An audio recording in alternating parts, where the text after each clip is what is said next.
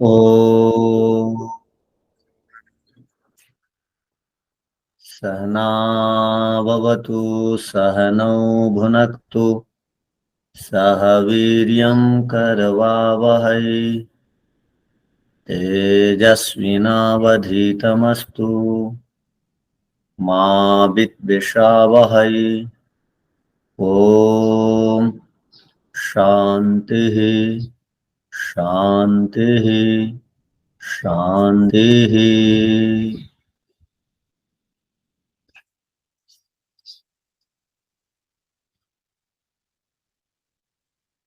सांख्य दर्शन प्रथम अध्याय को हम पढ़ रहे हैं। प्रथम अध्याय के अब तक 32 सूत्रों पर हम लोगों ने विचार कर लिया है और 33वां सूत्र का सूत्रार्थ को हम लोगों ने लिखा था। प्रकरण चल रहा था हमारा कि क्षणिकवाद ठीक है या नहीं। क्षणिकवाद का सिद्धांत और हमारा सिद्धांत, वैदिक सिद्धांत में क्या अंतर है। क्षणिकवाद को मानेंगे तो क्या हानि होती है, ये हमारा प्रकरण चल रहा था। तो मूल विषय है पाठ का, अदृष्ट और बंध एक समय में नहीं हो पाता है क्षणिकवाद में।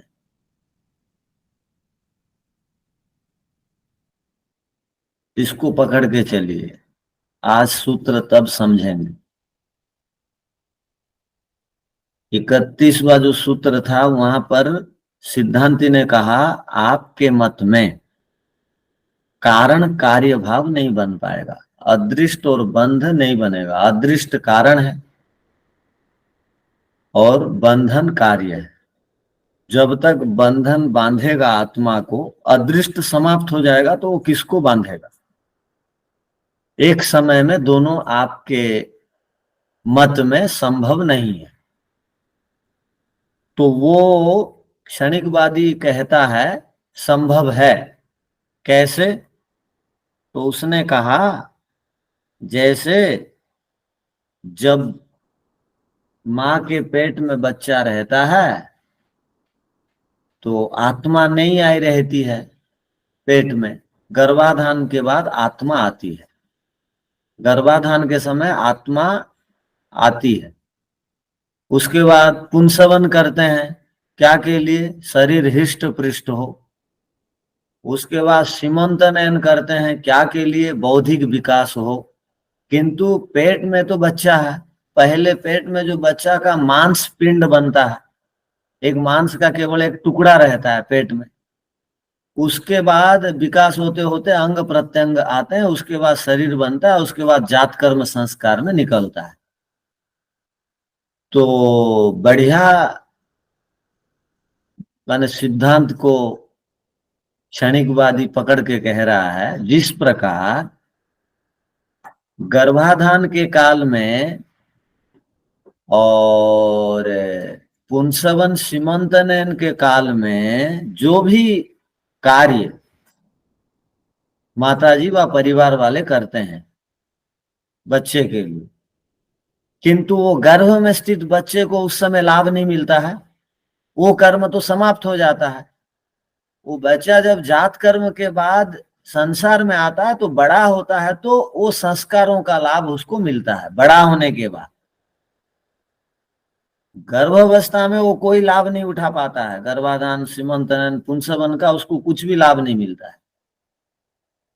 जैसे वो संस्कार का कर्म समाप्त हो गया, उसके बाद भी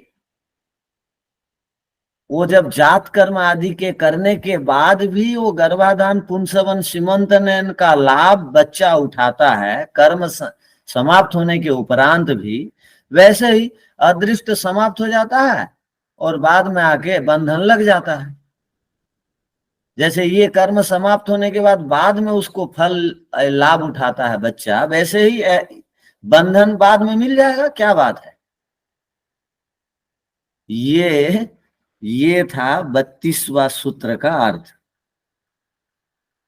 तो उसका खंडन हो रहा है 33वां सूत्र में। न अस्ति, आपका मत ठीक नहीं है, आपका विचार ठीक नहीं है। न अस्ति माने न अस्ति नास्ति, वहां पर नास्ति मत पढ़िए, न अस्ति पढ़िए, तब स्पष्ट होगा। न अस्ति, आपके मत में पुत्र कर्म वाला जो विचार आपने दिया, वो विचार आपके मत में नहीं घटता है, इसलिए ठीक नहीं है। अच्छा, किसी का हाथ खड़ा हुआ है क्या? किसी को कुछ पूछना है क्या? मुझे दिख रहा है हाथ, क्या गलती नहीं से? तो। नहीं चलिए आचार्य जी, किसी का हाथ नहीं खड़ा है। ठीक है। तो अब समझिए, न अस्ति, आपने जो पुत्र कर्म का उदाहरण दिया वो ठीक नहीं है। पुत्र कर्म का उदाहरण जो है स्थिर आत्मा के लिए घटता है,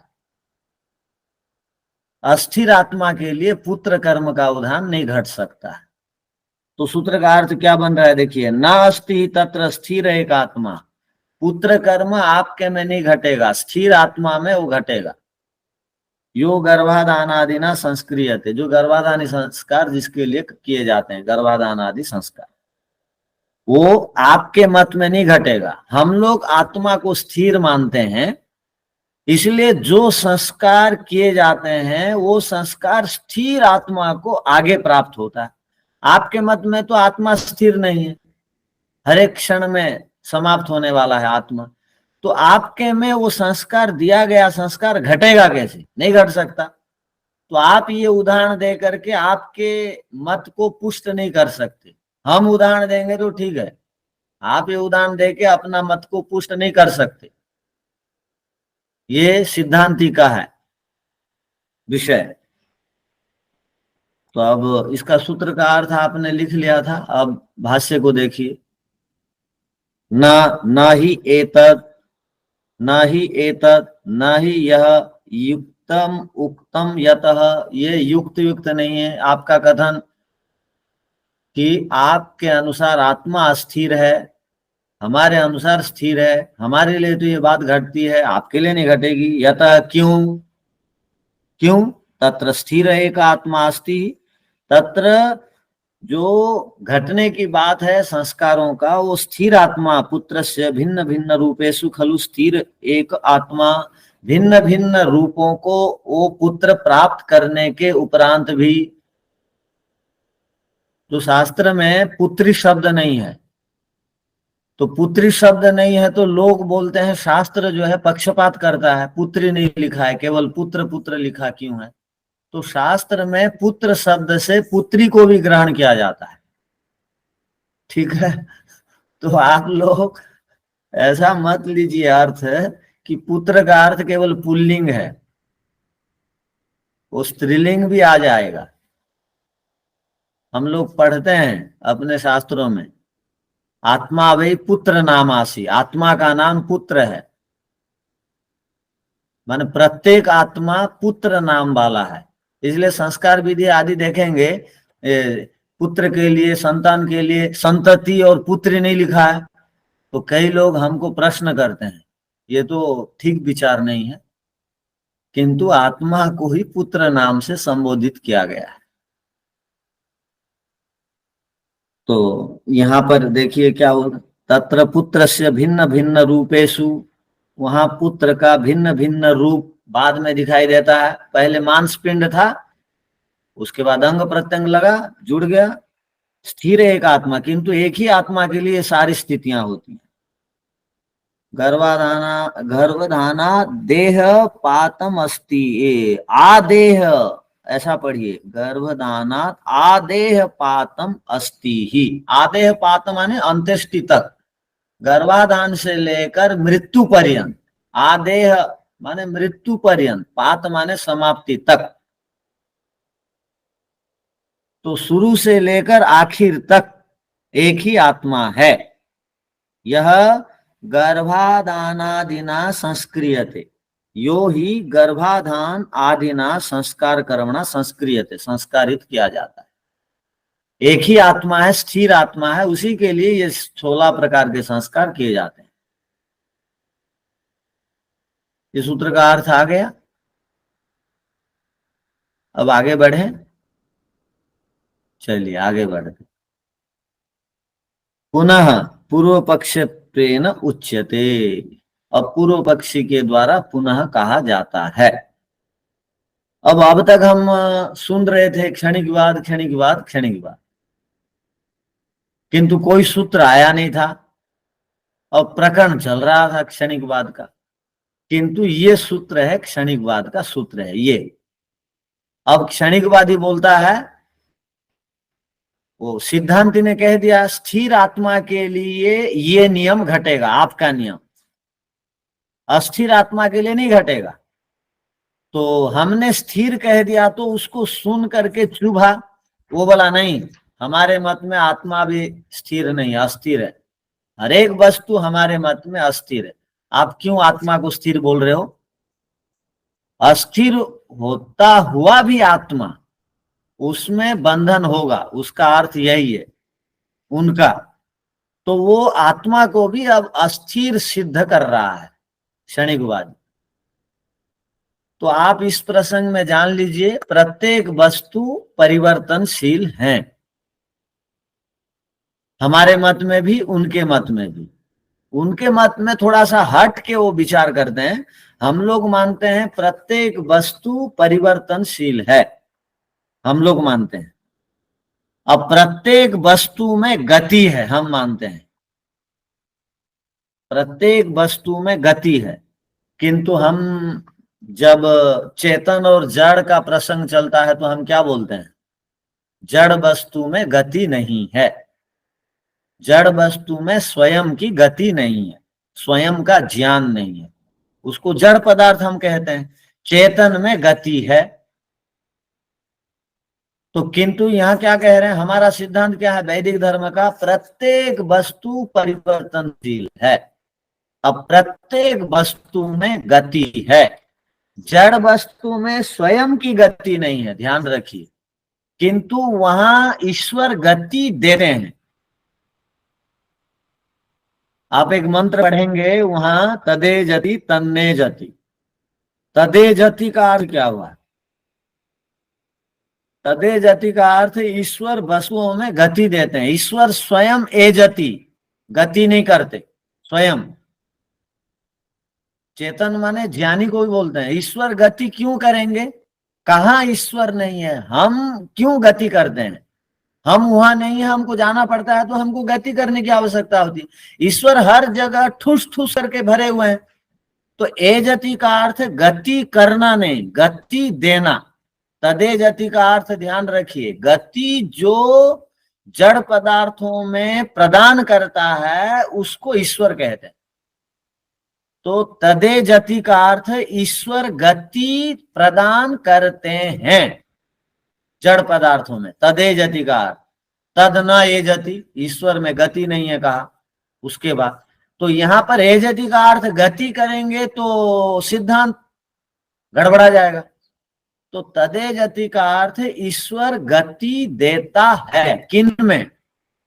जड़ पदार्थों, जड़ पदार्थों में गति देता है, ध्यान रखिए। और इसी मंत्र को आधार करके वैज्ञानिकों ने भी, वैज्ञानिक लोग वेद को व ईश्वर को सीधा सीधा मानते नहीं है, किंतु वेद के सिद्धांत को वो अब स्वीकार करते हैं। हम बोलते हैं प्रत्येक वस्तु परिवर्तनशील है। अब वैज्ञानिक लोग भी क्या बोल रहे हैं पता है? परमाणु के अंदर जो इलेक्ट्रॉन और प्रोटॉन और न्यूट्रॉन है, ये तीनों हैं वो परमाणु में। प्रोटॉन और न्यूट्रॉन के चारों तरफ इलेक्ट्रॉन चक्कर काटते हैं, वो बोलते हैं, ध्यान रखिए। तो चक्कर काटने को उन लोग भी मानते हैं। तो जड़ पदार्थों में गति उन लोग भी स्वीकार करते हैं। और हमारा सिद्धांत है कि ईश्वर जड़ पदार्थों में गति देता है, क्योंकि वो जड़ स्वयं गति नहीं कर सकते, कोई करता है। जैसे गाड़ी गति करती है, वो मशीन के सहारे हो या चेतन के प्रभाव से हो, गति करती है तो गाड़ी चल रही है बोलते हैं। एक अदृष्ट सत्ता है जो गति करती है। हम लोग जब वैशेषिक दर्शन पढ़ेंगे तो वहां एक सूत्र है, अदृष्ट कारित्वात्। धरती में गति है, परमात्मा स्वयं स्वयं धरती में गति नहीं करते, किंतु ऐसी व्यवस्था बना रखे हैं कि वो धरती में गति होती है। ध्यान रखिए, परमात्मा दो प्रकार के कार्यों को करते हैं। सब कार्य स्वयं नहीं करते हैं, कुछ व्यवस्था बना देते हैं, और कुछ कार्य स्वयं करते हैं। जैसे जीवात्मा को कौन सा गर्भ में भेजना है वो ईश्वर स्वयं करते हैं, क्योंकि वो कर्म का लेखा जोखा ईश्वर रखते हैं। किंतु सूर्य घूमेगा, चंद्रमा घूमेगा, पृथ्वी में गति होगी, ये सब ऐसी व्यवस्था बना के रख रखे हैं कि वो ऑटोमेटिक, जैसे मशीनें ऑटोमेटिक चलती हैं, मशीनें आजकल ऑटोमेटिक चल रही हैं, किंतु उनमें मेंटेनेंस की आवश्यकता होती है बीच बीच में, तो मशीन को रोक करके मेंटेनेंस करते हैं। तो ईश्वर को मेंटेनेंस की आवश्यकता 4 अरब 32 करोड़ साल के बाद सृष्टि में होगी, तब वो कुछ देर के लिए वो कर देंगे। जब सारी वस्तुएं समाप्त की ओर हो जाएंगी तो प्रलय कर देते हैं ईश्वर। बाकी सब ऑटोमेटिक है।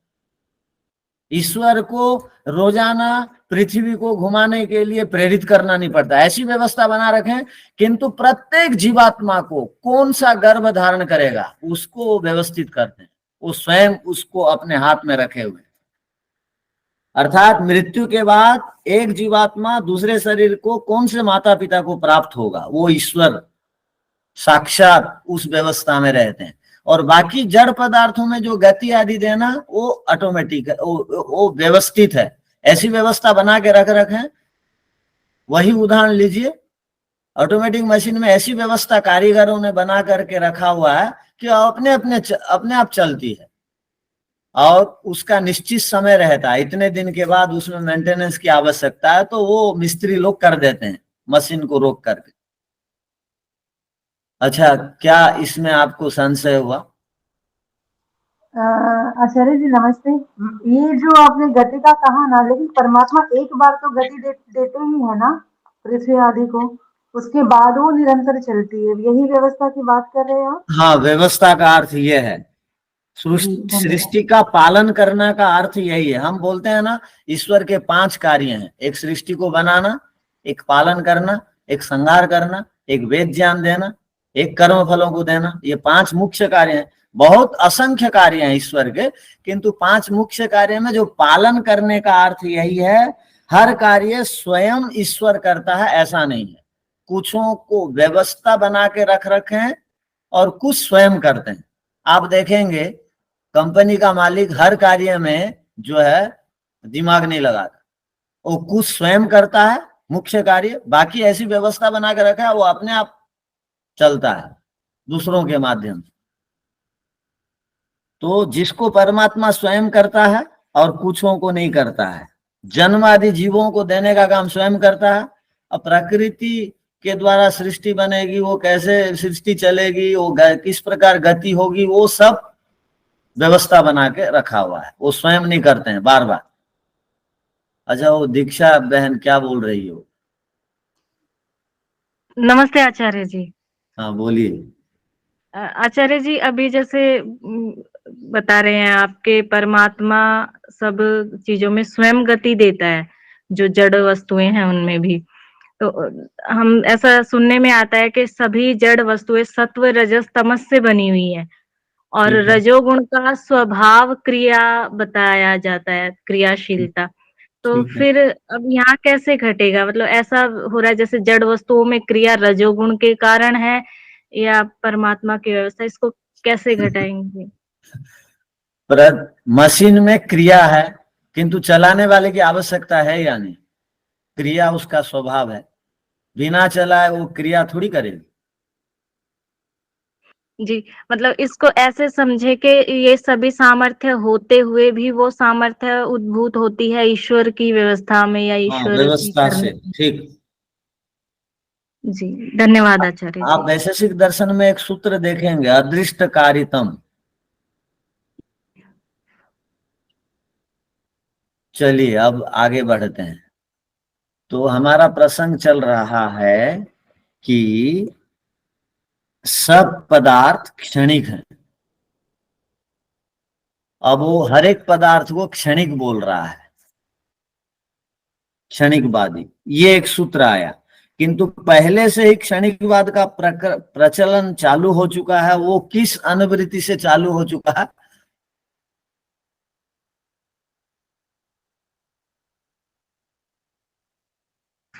नीचे की बात ऊपर किस अनुवृत्ति से जाती है? उत्कर्ष अनुवृत्ति। ठीक है। और ऊपर की बात नीचे आती है किससे?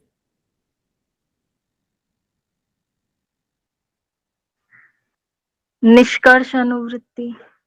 हाँ, ठीक है। अब बाकी सब भूल गए क्या? केवल दीक्षा बहन बोलेगी तो ठीक है। और बीच बीच में छूट छूट करके बात आती है जो उसको क्या बोलेंगे? मंडूक प्लस। मुंडूक है। नहीं, वो तो आचार्य जी आपने बताई थी, शुरू से लेके लास्ट में अंतिम में उसका निष्कर्ष है, वो है मंडूक लोक। नहीं नहीं, बीच में भी। आप मेढक को देखना, वो जब कूदता है तो कैसे इतनी जगह छोड़ के कूदता है, तो बीच का छोड़ दिया, या कोई मेढक जोर से जंप लगाएगा तो आखिर पहुंच जाएगा क्या है? अच्छा ठीक है, शुरू से ठीक। लेके अंत तक छोड़ छोड़ के बीच बीच में हाँ, ठीक है। मंडूक। ठीक है। हाँ, तो अब पूर्व पक्षी की ओर से कहा गया, स्थिर कार्य असिद्धे है क्षणिकत्वम। सूत्र को अब समझिए। प्रत्येक पदार्थ, कोई भी कार्य पदार्थ, सृष्टि के सभी कार्य पदार्थ क्षणिक हैं, इसलिए उसकी सिद्धि नहीं हो सकती है। वो स्थिर है, आप नहीं बोल सकते। सूत्र का अर्थ क्या समझ रहे हैं? कोई भी पदार्थ स्थिर नहीं है, अस्थिर है। इसलिए आप स्थिर है बोल के सिद्ध नहीं कर सकते, सब तो अस्थिर है। तो हमारे में उनके में अंतर क्या हो गया? हम लोग मानते हैं प्रत्येक पदार्थ परिवर्तनशील, हम लोग मानते हैं। तो हम लोग ये मान लिए प्रत्येक पदार्थ परिवर्तनशील। तो आप ये बताइए, आप जिस घर में रहते हैं अभी, कल आपका घर जैसा था वैसे ही आज है कि थोड़ा सा बदला है? बदला है आचार्य जी, लेकिन दिखता नहीं है, परिवर्तन हो रहा है मगर वो दिखाई नहीं दे रहा है। बदल रहा है। बदलना क्योंकि प्रकृति का धर्म है, इसलिए बदल रहा है। ये शास्त्रों को पढ़ के आप पढ़ा रहे हैं, समझ में आ रहा है, मगर हम नित्य परिवर्तनशील है। दिखता हाँ, नहीं देख। है, प्रतिक्षण बदल रहा है। कई बार होता क्या है कि हम्म, एक बार की बात है कि 15-20 साल के बाद माता जी को देखना हुआ। पढ़ने के बीच घर नहीं गया मैं, तो मुझे भी ऐसा लगा कि ये मेरी माँ है कि वो है। तो तो कहने का अभिप्राय है कि 15-20 साल के बाद पूरा एक आमूलचूल परिवर्तन सा हो जाता है शरीर का। तो कई माताएं एक साथ थी, तो उसमें संशय हो गया, पहले किसको नमस्ते करूं। तो ये कहने का अभिप्राय है कि कई वर्ष के बाद देखने से तो संशय होता है, अब बदलाव पता लगता है, किंतु नियमित परिवर्तन होते हुए भी पता नहीं लगता है, क्योंकि ऐसे सूक्ष्म ढंग से परिवर्तन होता है कि हम पकड़ नहीं पाते। बहुत सूक्ष्म ढंग से परिवर्तन होता है, हम पकड़ नहीं पाते हैं, किंतु एक आध साल में पकड़ में आ जाते हैं। घर को देखिए, गाड़ी को देखिए, हर एक वस्तु को देखिए, नियमित बदलते हैं, किंतु सूक्ष्म विधि से परिवर्तन होने से हम नहीं पकड़ पाते हैं। किंतु परिवर्तन तो है, दुनिया के प्रत्येक पदार्थ में बदलाव तो है, ये हमारा सिद्धांत है। उन लोग थोड़ा सा हट के बोल रहे हैं, वो बोल रहे हैं प्रत्येक क्षण में हम परिवर्तन बोल रहे हैं, वो बोल रहे हैं प्रत्येक क्षण में वस्तु नष्ट हो जाती है। बस हमारे में उनमें यही अंतर है। किंतु उनका उद्देश्य बढ़िया था बोलने का। क्या था उद्देश्य? कि विषय वासना के चक्कर में मत पड़ो, ये तो नाशवान है, क्यों इसके चक्कर में पड़े हो। वो इस उद्देश्य से ये बात बोले। जैसे जैन और बौद्ध लोग ईश्वर को नहीं मानते थे, तो शंकराचार्य जी ने कहा कि ईश्वर की सत्ता ही है, बाकी सब अनित्य है। तो उस समय के लिए ये आवश्यक था, ऐसे उन्होंने अनुभव किया। किंतु महर्षि दयानंद जी ने आचार्य शंकर को बहुत बड़े वेद के प्रचारक ऐसा मानते हैं, सत्यार्थ प्रकाश में आप देखेंगे। तो कहने का अभिप्राय है कि हमारे उनके मत में इतना ही अंतर है, अंतर को ध्यान रखिए। किंतु वो क्या कह रहे हैं? स्थिर कार्य असिद्धे क्षणिकत्वात्। सभी दुनिया में दिखाई देने वाले कार्य पदार्थ क्षणिक हैं, आत्मा भी क्षणिक है, उनका ये मत है। इसलिए कोई भी वस्तु की सिद्धि नहीं होगी। सूत्र का अर्थ पहले लिख लीजिए।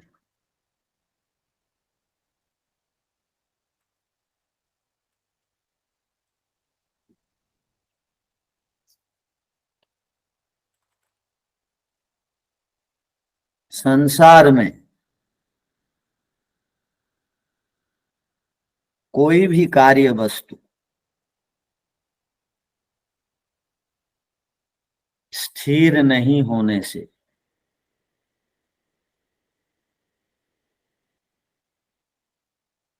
सब क्षणिक हैं।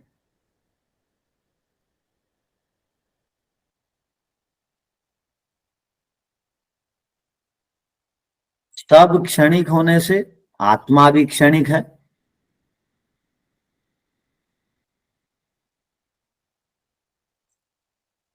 अतः क्षणिक बात ठीक है।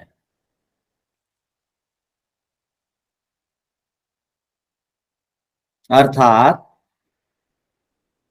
किसी भी वस्तु में स्थिरता नहीं है। थोड़ा सा धीरे आचार्य जी।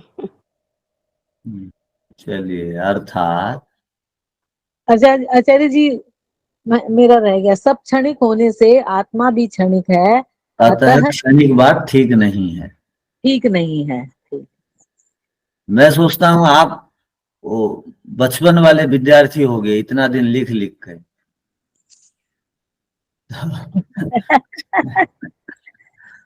किसी भी वस्तु अर्थात किसी भी वस्तु में स्थिरता नहीं है।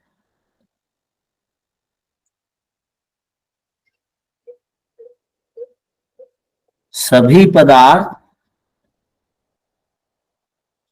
क्षणस्थायी हैं। सभी पदार्थ क्षणस्थायी हैं, एक क्षण के लिए स्थायी है।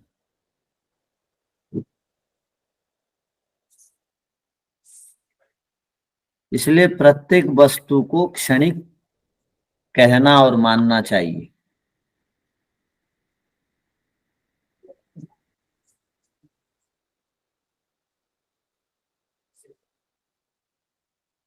जिसका जीवन काल एक क्षण के लिए हो, का जीवन काम एक क्षण के लिए हो,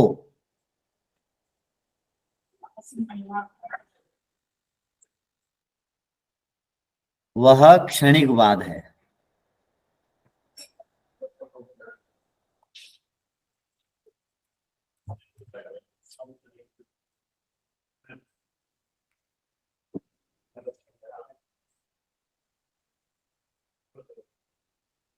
पूर्ण विराम। वैदिक सिद्धांत में प्रत्येक वस्तु को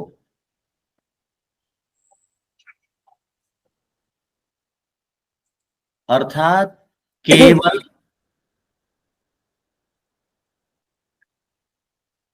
प्रकृति से बनी वस्तुओं को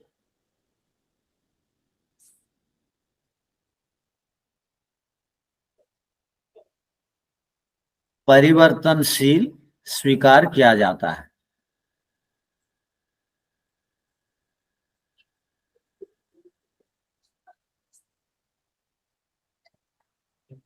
अर्थात प्रत्येक वस्तुओं में प्रत्येक क्षण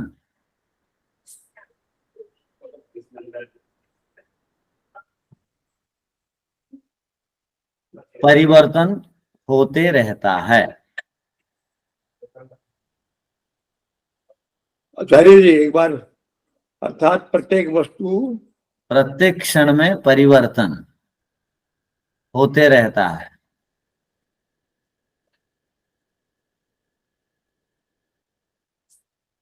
इसको स्वीकार किया जाता है। किंतु आत्मा और परमात्मा ना, इन दोनों में कभी कोई क्षण परिवर्तन होता है, ना ही ये कभी नष्ट होते हैं।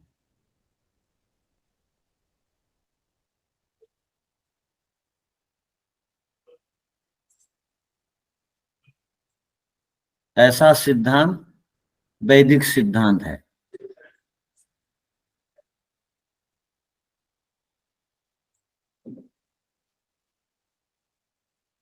इस सिद्धांत से हट करके क्षणिकवादियों का सिद्धांत है।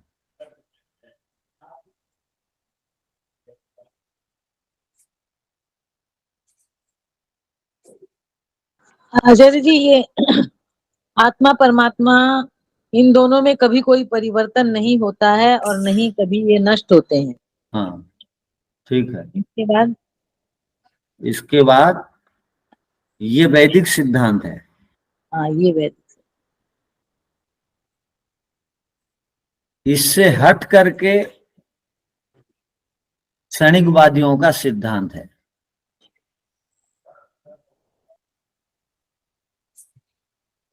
उनका मत है प्रत्येक वस्तु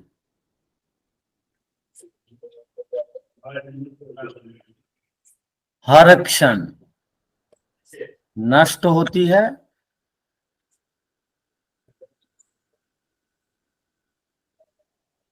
और एक नई वस्तु उसके बदले में बन जाती है। जी, और एक नई वस्तु उसके बदले में बन जाती है।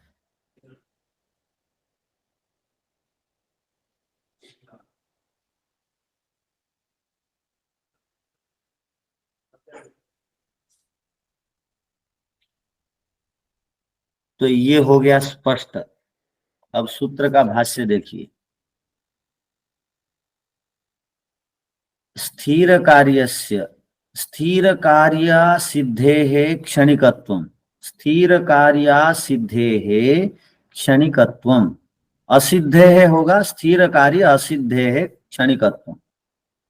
उसको यदि अलग अलग पढ़ेंगे तो स्थिर कार्यस्य अनुपलब्धे, स्थिर कार्य की उपलब्धि न होने से, कस्मिंश्चिदपि वस्तुनि स्थिर कार्यस्य स्थिर परिणामस्य अभावात्, कोई भी वस्तु में स्थिरता पूर्वक परिणाम का अभाव होने से, वस्तु मात्रस्य वस्तु मात्र का क्षणिकत्वम संभवति, क्षणिकत्व संभव है।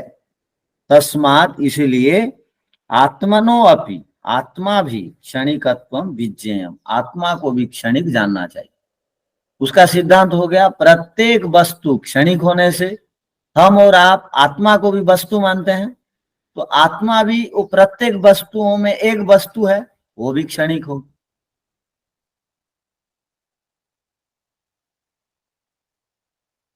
आगे देखिए, पुनरुत्तरयति।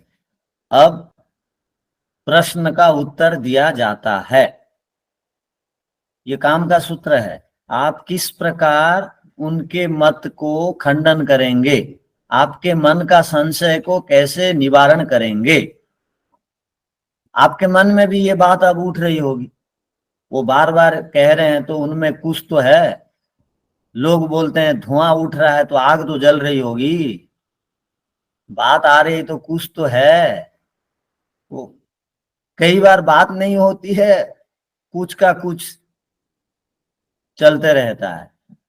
जैसे यहाँ कोई है ही नहीं, हाथ पैर सिर आदि कुछ है ही नहीं क्षणिकवाद का, तो भी एक सिद्धांत वो है, इसका कोई आदि अंत नहीं है क्षणिकवाद का, तो भी एक प्रकरण चालू हो गया। तो पुनरुत्तर है, अब उत्तर दिया जाता है। न प्रत्यभिज्ञा बाधा, न माने नहीं, प्रत्यभिज्ञा शब्द है अपनी वस्तु को या किसी भी वस्तु को पहचान लेना, प्रत्यभिज्ञा है। अपनी वस्तु या और किसी भी वस्तु को पहचान लेना प्रत्यभिज्ञा है। इस शब्द का अर्थ को ध्यान रखिए, तब आपका खंडन होगा उनका मत। प्रत्यभिज्ञा से सिद्ध न होने, प्रत्यभिज्ञा के द्वारा सिद्ध होने से आपका मत में दोष दिखाई देता है। क्या प्रत्यभिज्ञा के द्वारा सिद्ध होने से? आप अभी घर से बाहर हैं। मान लो आप में से कोई घर से बाहर भी होंगे, जैसे सुमना माता जी विदेश गई हैं, वो भी जुड़ी है ना अभी, या विदेश से आ हाँ गई जी माता? आचार्य जी, नमस्ते आचार्य जी, जुड़ी हूँ आचार्य जी। तो आप विदेश में हैं या भारत में हैं? अभी यहाँ पर ही हूँ, अभी मुंबई में ही हूँ, कल जाऊंगी। ओहो, कल जाएंगे आप। अच्छा अच्छा, चलिए। आप बीच में बाहर गई थी, वो बीच में हाँ वहाँ उदयपुर गए थे, राजस्थान गए थे आचार्य जी, ठीक। राजस्थान घूमने, उदयपुर, जयपुर या जोधपुर। आपको एक प्रश्न है, आप उत्तर दीजिए कि आप राजस्थान गई थी और वापस घर आई, यदि आपका आत्मा हर समय बदलते रहता तो आप जब घर वापस आती तो घर को पहचान लेती? नहीं, क्योंकि आत्मा ही दूसरी होती वो। हाँ जी। आप अभी सत्संग में सुनने के लिए आए, सत्संग के हॉल में आप घुसे, अंदर साप्ताहिक सत्संगों में आप जाते हैं, सब बाहर चप्पल रख करके जाते हैं, आप लोग गाड़ियों को बाहर रख करके जाते हैं। जब गाड़ी से उतरे, चप्पल बाहर रख के गए तो एक आत्मा थी, जब सत्संग से बाहर लौट करके आए तो आत्मा बदल गई। अब तो आप ना चप्पल को पहचानेंगे, ना गाड़ी को पहचानेंगे, ना घर को पहचानेंगे, कोई भी व्यवहार नहीं हो पाएगा। यदि आत्मा को परिवर्तनशील नष्ट हो जाता है मानेंगे, नई आत्मा बन जाती है मानेंगे, तो आप दुनिया में कोई भी पदार्थ को पहचानेंगे नहीं। किसी का भोजन खा लेंगे, किसी के कमरे में घुस जाएंगे, किसी को अपना भाई कह देंगे, किसी को अपनी पत्नी कह देंगे, क्योंकि आत्मा तो बदल गई, अब नई आत्मा आ गई। तो प्रत्यभिज्ञा कहते हैं कि अपने पदार्थ को पहचानने की जो विचार शक्ति है, उसको, अपनी या दूसरों की चीजों को हम पहचान लेते हैं। वो क्यों पहचान लेते हैं? क्योंकि आत्मा स्थिर है, इसलिए। आत्मा स्थिर नहीं होने से नहीं पहचानेंगे। आपको मैं अभी बोलूंगा, भाई आप जो सुबह थे वही हैं क्या? तो आप क्या बोलेंगे? हाँ जी मैं वही हूं। अब आप पढ़ रहे हैं, शाम को ध्यान में आप में से कुछ लोग आते हैं, तो मैं सुशीला माता जी बोलूंगा, आप जो सुबह थी माता जी सुशीला, वो लिखा हुआ था वही है कि कोई और है? आप बोलेंगे आप अब तक मुझे नहीं पहचाने आचार्य जी, मैं वही हूं ना। तो मैं वही हूं ना जो माता जी बोल रही है, इसका मतलब आत्मा नित्य है। जो प्रातः काल जो आत्मा थी वही अब वाली भी आत्मा है। तो ये प्रत्यभिज्ञा से हम पुनः स्मृति करते हैं। प्रत्यभिज्ञा का एक अर्थ है पुनः स्मृति, दोबारा स्मरण करने को भी प्रत्यभिज्ञा कहते हैं। पूजा जी नमस्ते। नमस्ते, बोलिए क्या बोल रहे हैं?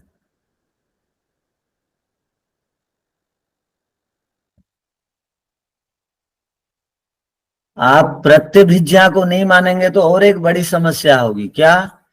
आप घर से ऑफिस के लिए जाते हैं काम करने, वापस आते तक घर को और पहचानेंगे नहीं तो कहाँ रहेंगे? आत्मा बदल गई तो ऑफिस भी बदल गया, घर भी बदल गया, आत्मा भी बदल गई, तो बड़ी समस्या होगी। कोई भी व्यवहार में हम कार्यों को सिद्ध नहीं कर पाएंगे। इसलिए प्रत्यभिज्ञा रूपक प्रत्यभिजय वो एक संधि कैसा सिद्धांत कहते होने हैं? से। ये शब्द हाँ का बोल संधि दीजिए। कैसे? हाँ जी, प्रत्यभिजय वो उसका शब्द का संधि करके अगर आ, उसका मतलब निकाला जाए कैसा होगा? प्रत्यभिजय तो अभिज्ञ बोलते हैं हम लोग ठीक जानने जी वालों, जो सब ओर से ठीक ठीक जान लेता है, पहचान लेता है।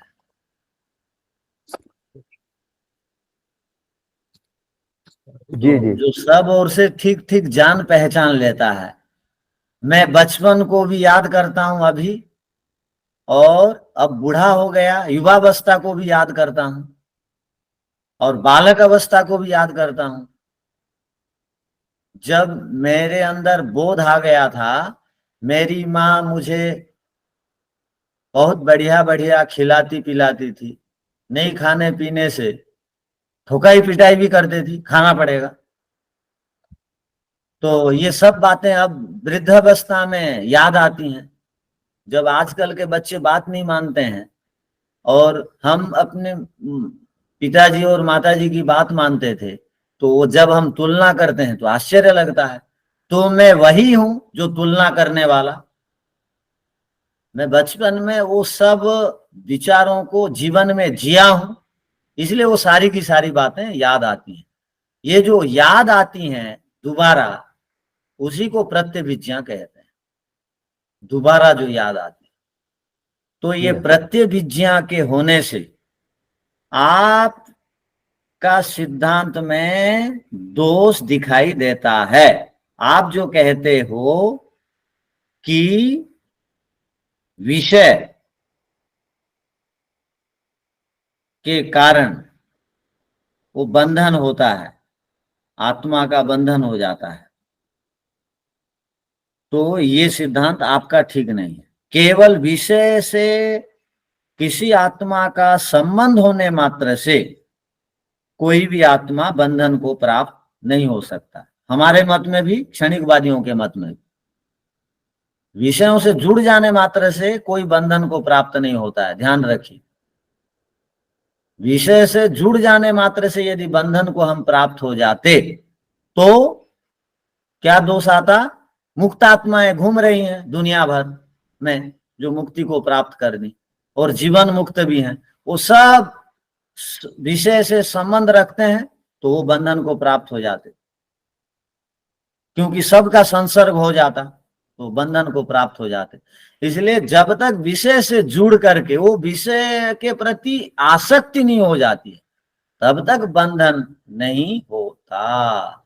ये तो बाद का सिद्धांत है। मूल सिद्धांत क्या है कि प्रत्येक वस्तु आपके समान अस्थिर नहीं है। आप जिस प्रकार कहते हो नाशवान नहीं है, परिवर्तन है, किंतु आत्मा का भी परिवर्तन नहीं है। यदि आत्मा का परिवर्तन मानेंगे, ये जो प्रत्यभिज्ञा हो रही है ये नहीं होनी चाहिए। पुनः स्मृति तो होती है, हम पहचान लेते हैं अपनी चीज को, ये मेरी ये बोलते हैं। तो इसलिए आपका कथन ठीक नहीं है, इसको हम पढ़ेंगे।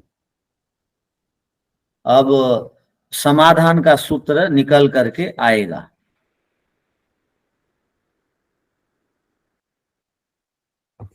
ओम शांति शांति शांति। सबको सादर नमस्ते।